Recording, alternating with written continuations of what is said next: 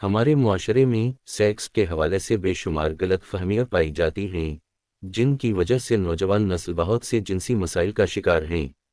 اہل علم کا خیال ہے کہ ہر نوجوان کو شادی سے پہلے ان سے آگاہ ہونا ضروری ہے تاکہ وہ ازدواجی زندگی سے بھرپور لطف اندوز ہو سکے۔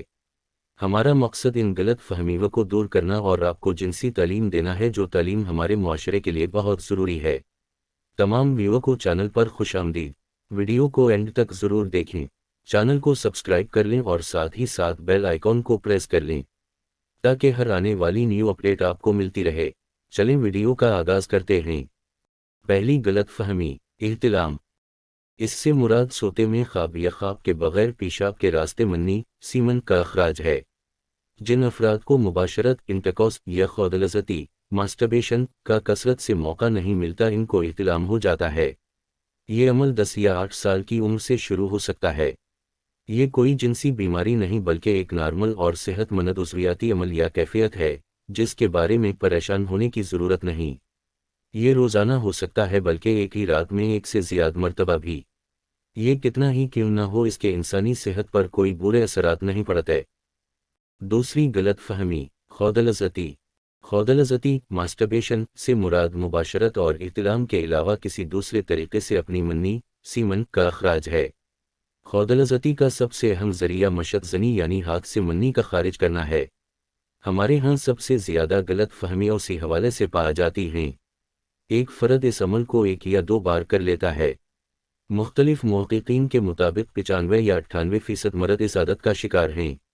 بہت سے بچے 10 سال کی عمر سے پہلے ہی خودلذتی شروع کر دیتے ہیں۔ اگرچہ خودلذتی کا شکار ایسے نوجوان ہوتے ہیں جن کی ابھی شادی نہیں ہوئی ہوتی، مگر اب جدید ریسرچ سے معلوم ہوا ہے کہ شادی شدہ مرد بھی ایسا کرتے ہیں۔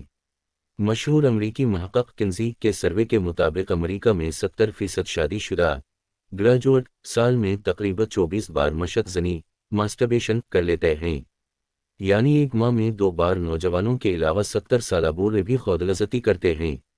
اس حوالے سے ہمارے نوجوان 2 قسم کے مسائل کا شکار ہیں۔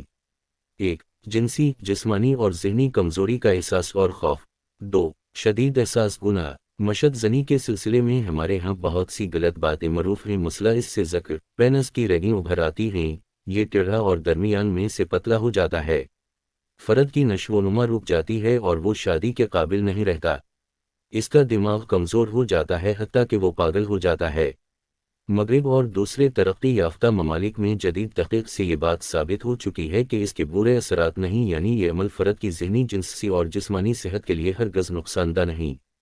تاہم زیادتی کی صورت میں منی کے بجائے خون آنے لگے گا اور انفیکشن کی وجہ سے ذکر پینس سوج جائے گا اور خصیوں ٹیسٹیکلز میں درد ہونے لگے گا۔ اور دینی لحاظ سے یہ عمل گناہ بھی ہے۔